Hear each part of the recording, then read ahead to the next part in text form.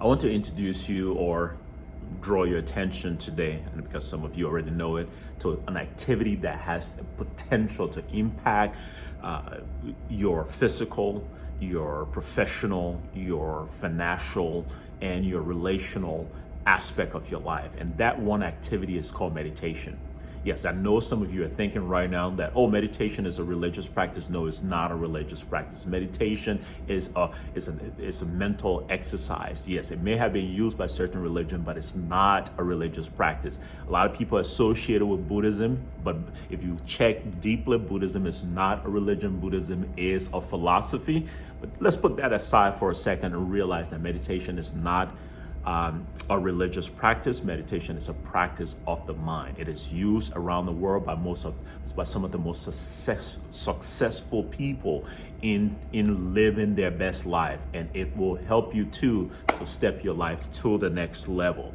And so today I want to just focus on the importance, what it gives you, what it does for you, but also a few of the activities that people will utilize as they meditate. Okay, so there's several different, at least about four. I want to point out at least 4 different benefits of meditation. Okay, 4 different benefits of meditation. Meditation is like a mental reset. Okay, it helps you. Is that, you know, that old saying to say, in order for you to get anything to work, switch it off, unplug it, and plug it back again. That's what meditation does. Meditation is sort of like unplugging yourself for that, and count to 60. Okay, meditation, you kind of, shut yourself off from the world. Whether you're in the basic train station, you're on the beach, or you're in your own meditation room. Okay, it's shutting the world off for a few minutes, and that period of shutting the world off for a few minutes allows your mind to reset, so that when you engage the world again, you engage the world with a fresh mind. So meditation is a mental reset. Anytime you need a mental reset, sometimes if you can have a little space where you can do that in, it's always important. Meditation is also very critically self-attention, and this one is very, very important to me. I learned this through a psychology class, and it allows you to give yourself the attention that you require from either your caregiver when you were young and they didn't give it to you, or in your current stage in life that your friends and family are not giving to you. But it allows you to give yourself attention. And again, who should be giving you attention first but yourself, right? So meditation allows you that opportunity where you take focus from focusing on others and other people and other things, and you bring focus in to yourself. And psychologically, we need attention to thrive. Okay, and so if you get it from caregivers, you get it from partners, you get it from friends. But ultimately, you need to feed yourself with that attention, and meditation allows you to give yourself that attention. Okay, so very critical, and it's a foundation for tremendous healing in meditation. All right. Now, another thing meditation does, it helps you to shift vibration. Oh man, this is really, really critical. Mindset and the kind of energy you face your day with is really critical. And so sometimes when you wake up in the morning, you wake up with a fresh mind, not thinking about anything, walk into the bathroom, 3 steps in, all the things that stress you out would just hit you, right? All the things from yesterday that you have to go face today hits you. 3 steps in on your way from your bed to your bathroom, right? It hits you, and then you start to stress again. But meditation allows you to begin to shift that vibration from a place of reactive stress to a place of proactive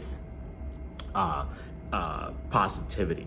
Okay, now it's not to say that positivity is it's a magic wand that will cause everything to go away, but it does matter the kind of energy you approach your day with. It is important when you can approach your day with a can-do spirit. That totally changes things. When you approach your day with an attitude of expecting lasting, sustainable solutions to your problem, that totally shifts it from, oh, I'm going to face this day and things are just going to be so overwhelming today. Completely two different energy, and trust me, it will give you two different results.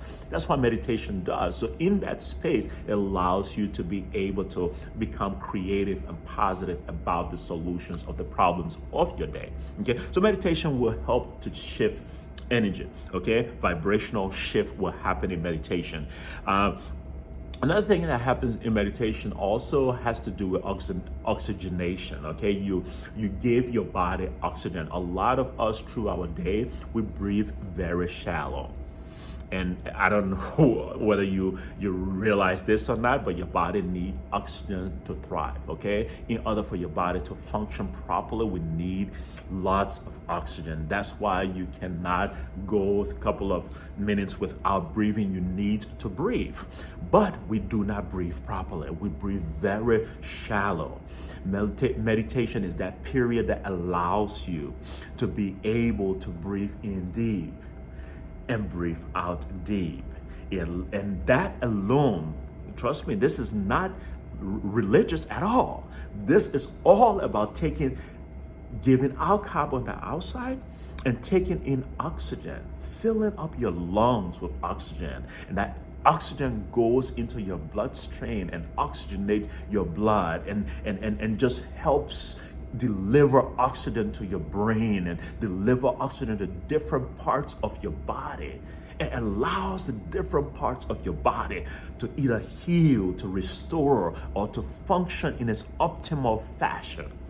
Man, can you begin to see how doing meditation twice a day will change your health, your performance, and even your wealth? Yes, it can. So those are just 4 reasons why you should do meditation. 4 reasons, okay? 4 reasons: mental reset, self-attention, vibration shift, and oxygenation, okay? Having said those things, let me just outline a few activities that I do in my meditation now. There are a lot of gurus out there who teach you how to meditate, and and you can listen to several of them and adapt it to what works for you. And typically what works for me really is I find a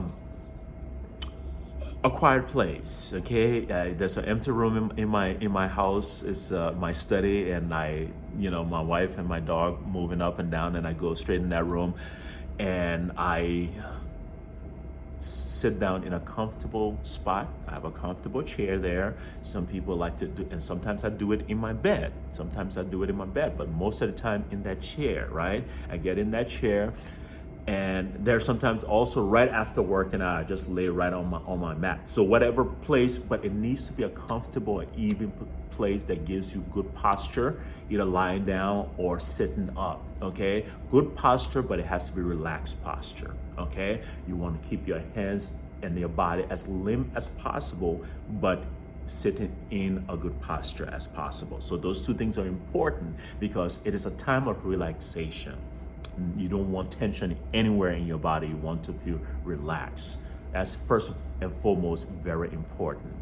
The second thing you really want to do is just spend a few minutes scanning your body. I love the body scan because the body scan helps to redirect focus from the world and brings focus to you.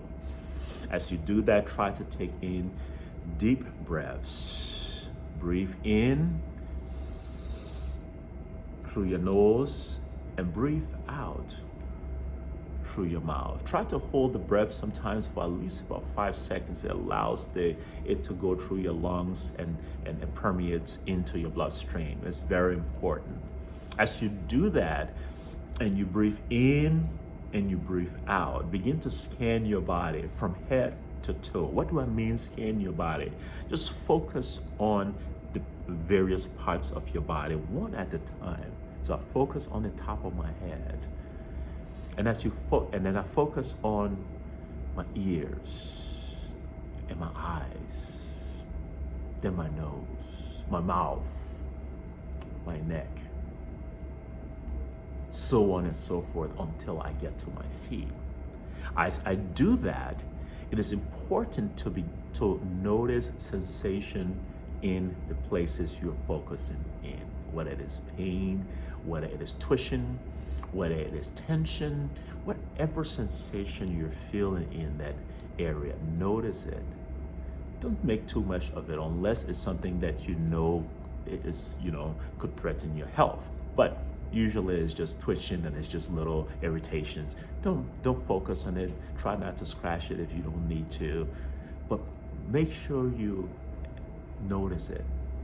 You are noticing yourself. You are giving yourself attention as you do that. You're just becoming one with your body as you do that. Very critical. Scan your body. I try to scan my body 1 or 2 times before I move on to the next item, okay? And so I go from head to toe and then from toe to head. After I've done that, while deep breathing in,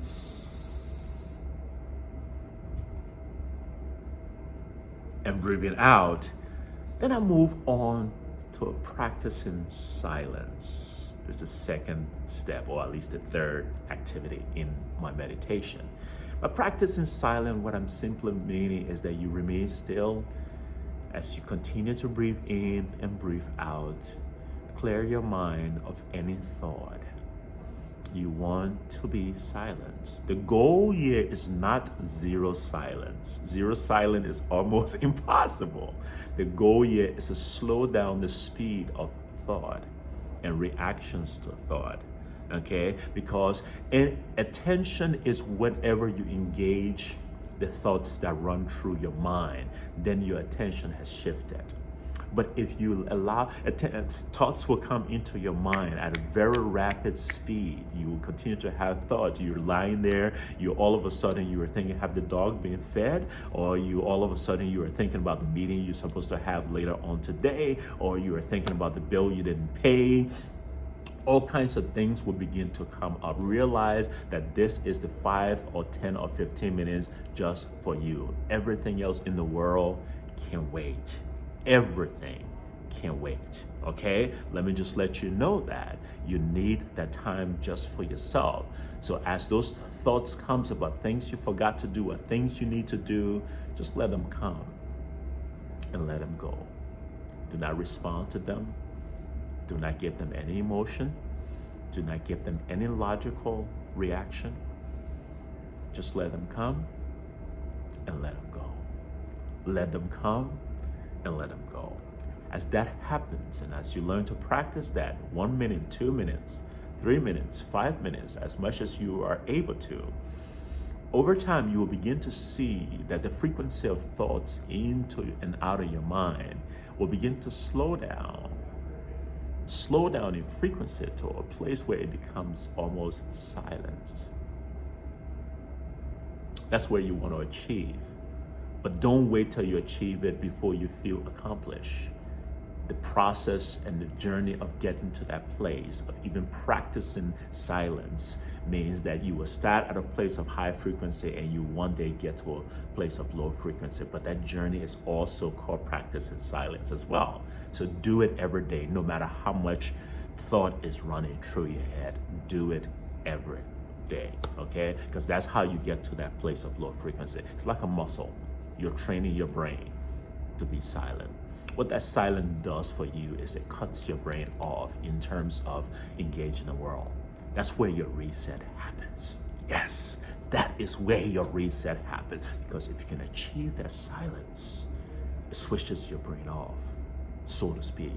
And when you plug it back in, it works like magic. New ideas, new memories, and all kinds of beautiful things flow out of your brain. But after I've practiced silence, what I like to do is I like to go to gratitude. And I just like to just allow my mind to search through my body or my situations or my condition, my possessions, my everything, and find good reasons to be happy, find reasons to be grateful. And I just say thank you for this, and I'm thankful for that, and I'm thankful for things that I have. But I also have like 2 or 3 things that have not shown up in my life yet, but I'm working on, and I take those results and I express gratitude for it. Maybe it's a goal that I want to meet. I want to close on this particular deal, and just say I'm so grateful that I've closed on this deal with great terms. Those kind of things, and I just express gratitude for that. Practice that kind of gratitude. Okay, for things you have in your life already, and for at least 2 or 3 things that you're working on. Just get the result and be grateful for that result. Okay, you want to do that, you want to practice that. Then I move into visualization, and I see myself having the things that I'm working on. Okay, how will my life be when I have those things? I visualize it, I play it out in my mind. Sometimes I also practice visualization in terms of things that I don't like to do, but I have to do. But I see myself doing it with a smile on my face, or things that are difficult for me, I see myself going through it with ease. Practice visualization. It will help to train your mind so that it helps mobilize the resources you need to deal with the difficult things, to deal with the things you don't want to do, and also to be able to hit that target that you need to hit. Okay, and then finally, I do some affirmation in my meditation, and I just sit there and focus on the good things that I am a success, that I am powerful, that I am kind. Sometimes I take only 2 of those things and I focus on them for the day. Just repeating them over and over as I breathe in and I breathe out. As I breathe in and I breathe out.